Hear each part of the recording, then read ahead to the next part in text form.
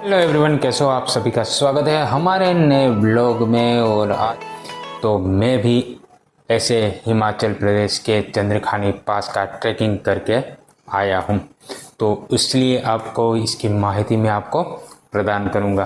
तो प्लीज़ इस वीडियो को लाइक कीजिए, शेयर कीजिए और सब्सक्राइब अवश्य कीजिए। तो चलो देर न करते हुए आपको पूरा इन्फॉर्मेशन देता हूँ चंद्रखानी पास ट्रेकिंग का। कैसे जाए, कहाँ जाए, कैसे रुके, कैसे करें ट्रेकिंग, साथ में क्या क्या ले जाए, क्या क्या ना ले जाए, वो सभी इन्फॉर्मेशन मेरे यूट्यूब चैनल में आपको मिलेगी। तो बने रहना और पूरा वीडियो देखना। ओके। जो चंद्रखानी पास है वो हिमाचल प्रदेश में है, जिसकी ऊंचाई 12,000 प्लस फीट है। तो उसका ट्रैक करना है 12,000 प्लस फीट का।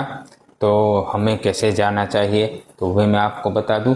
तो पहले आपको क्या करना है, YHAR जो संस्था है वो ये ट्रैकिंग करवाती है, हम उसके ज़रिए ही वहाँ गए थे। तो आप उसकी वेबसाइट में जाइए, अपना रजिस्ट्रेशन करवाइए, कब जाना चाहते हैं वो सब माहिती दे दीजिए। तो क्या करना है पहले आपको वो मैं आपको बताता हूँ। कितना खर्च आता है वो भी आपको इस वीडियो में जानने को मिलेगा। तो बेस कैंप में पहुंचने के लिए आपको तो पहले दिल्ली आना चाहिए, और दिल्ली से आप वोल्वो के ज़रिए मनाली वाली कोई भी वोल्वो में बैठ जाइए जो मनाली जाती है। तो मनाली से 14 किलोमीटर पहले 15 माइल कहलाते हैं, वहाँ पे ये YHAR का जो बेस कैंप है वो है, जो कुल्लू के बाद में और मनाली से 14 किलोमीटर पहले पड़ता है। तो पहले वहाँ पे रात को वोल्वो निकलती है, तो सुबह आपको समथिंग 6-7 बजे वहाँ पे छोड़ देंगी। जो कि वोल्वो की कॉस्ट की टिकट की बात करिए तो 1100 से 1200 रुपये होते हैं। फिर क्या करना है आपको, वहाँ पे बेस कैंप है, वहाँ जाके अपना रजिस्ट्रेशन जो किया है वहाँ से आपको अपना पास ले लेना है, जो आपको कार्ड देते हैं। ऐसा कुछ कार्ड होता है, आप देख लीजिए, ये मेरा है, जिसमें आपको 2 फोटोज पासपोर्ट साइज के साथ रखने होंगे। और वहाँ जाके फिर ये कार्य पूरा हो जाए। फिर क्या करना है आपको, पूरा दिन आपके पास रहेगा, वहाँ कुछ काम नहीं होता है, तो आप मनाली घूमने जा सकते हैं। आधा दिन आपके पास है तो आप उसका उपयोग करके आप मनाली चले जाओ। हम भी सुबह मनाली चले गए से 10-11 बजे, तो शाम को फिर आए। मनाली में माल रोड है, हिडिंबा टेम्पल है, वशिष्ठ आश्रम है, गर्म पानी का कुंड है, तो ये सब विज़िट करने लायक है। तो आप वहाँ जाके मनाली जाके विज़िट कर सकते हो।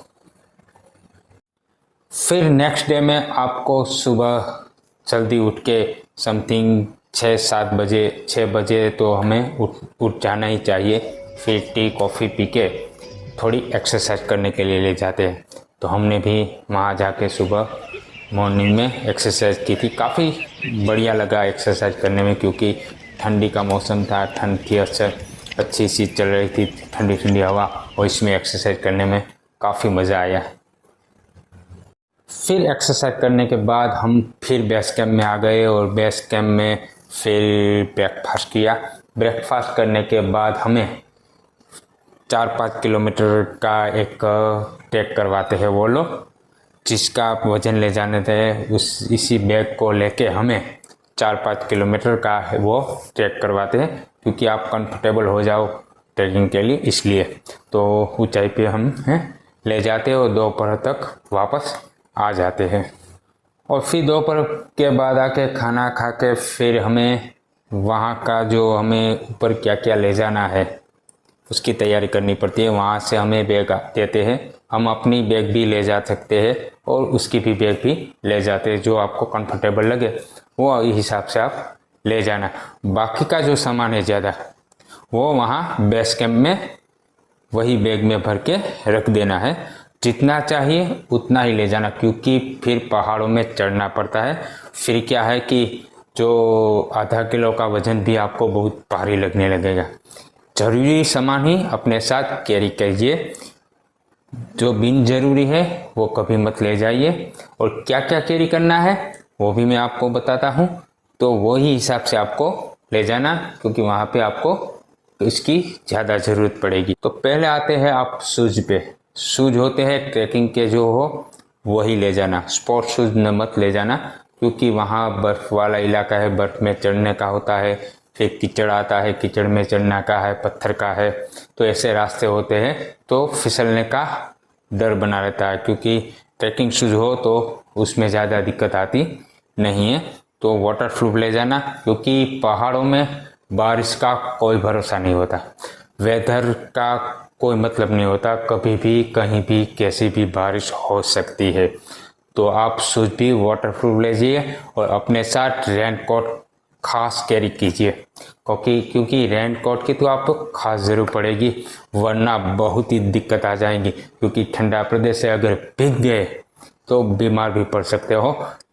फिर आता है आपको गर्म कपड़े, क्योंकि ठंडा प्रदेश से अगर ऊपर जाओगे तो आपको -डिग्री में भी आपको सामना करना पड़ सकता है। क्योंकि ठंडा तो पूरी जगह होगा, लेकिन जैसे जैसे ऊपर जाओगे तो ठंडा बहुत होगा। तो अपने पूरे गर्म कपड़े साथ में ले जाए, जिसमें कैप होगी गर्म, हाथ के हेड ग्लव्स हो गए और स्वेटर जैकेट वो होगा, तो वो भी आपके साथ कैरी करना ज़रूरी है, तो अपने आप ले जा सकते हैं। और रही बात कपड़े, तो कपड़े आपको जो कंफर्टेबल चलने में लगे ऐसे कपड़े 3-4 जोड़ी ले जाइए, बहुत ज़्यादा मत ले जाइए, क्योंकि आपको कंधे पे लेके चलना है, तो आपको बहुत भारी ना लगे। तो आपके हिसाब से आप अपने कपड़े भी ले। फिर है मेडिकल, तो वहाँ पे तो कैंप में हर जगह आपको सब मेडिकल आपको मिल जाती है, ऑक्सीजन के भी सिलेंडर होते हैं, तो उसकी कोई दिक्कत नहीं है। पूरी आपकी ख्याल रखते हुए सब वहाँ होता है। अगर कोई मेडिकल इमरजेंसी आ गई तो, अगर उसके अलावा आपके पास कोई अपनी मेडिसिन्स लेते हो तो वो भी साथ ले जाइएगा, तो ताकि कोई प्रॉब्लम ना हो। एक टॉर्च ले जाना, क्योंकि टॉर्च की आवश्यकता शायद पड़े, अगर रात का और जंगल का इलाका है और कभी आपको कहीं बाहर वॉशरूम जाना हो तो आपको बैटरी की आवश्यकता पड़ेगी। और रही बात मोबाइल नेटवर्क की, तो सब जगह मोबाइल नेटवर्क आता है, एक पास जो जहाँ बेस कैंप है वहाँ नहीं आता है, बाकी सब में अच्छी तरह मोबाइल नेटवर्क आता है, वो भी ज़्यादातर जियो का, बाकी तो बहुत कम आता है, जियो का सब जगह आता है। तो आपके पास जियो का सिम कार्ड है तो वो ले लेना, ना हो तो ले लेना साथ। मोबाइल तो अपने साथ लिया, कैमरा भी साथ लेते हैं, फोटोग्राफी, क्योंकि वहाँ गए होते हो तो हमें फ़ोटो खींचने का, रील्स बनाने का काफ़ी शौक होता है, क्योंकि जाए तो बनता ही है। लेकिन आपके मोबाइल की बैटरी का खास ख्याल रखना, क्योंकि वहाँ ठंडा प्रदेश है, आपकी मोबाइल की बैटरी ऑटोमेटिक डाउन होती जाएगी। तो आपके साथ पावर बैंक ले लेना, जितनी ज़्यादा हो अच्छी रहेगी, लेकिन पावर बैंक भी आप गर्म कपड़े में, शूज़ में या उसमें रख देना, क्योंकि वरना ठंडा प्रदेश है, ऑटोमेटिकली उसमें से बैटरी डाउन हो सकती है। और अपना मोबाइल हो वो फ्लाइट मोड में ही ज़्यादातर रखना, ज़रूर पड़े जब फ़ोटो वहाँ खींच सकते हो। स्विच ऑफ ही, मैं तो कहूँगा कि स्विच ऑफ ही रखना, क्योंकि आपकी बैटरी की खास ज़रूरियात वहाँ होती है, क्योंकि वहाँ इलेक्ट्रिसिटी की कोई व्यवस्था नहीं है।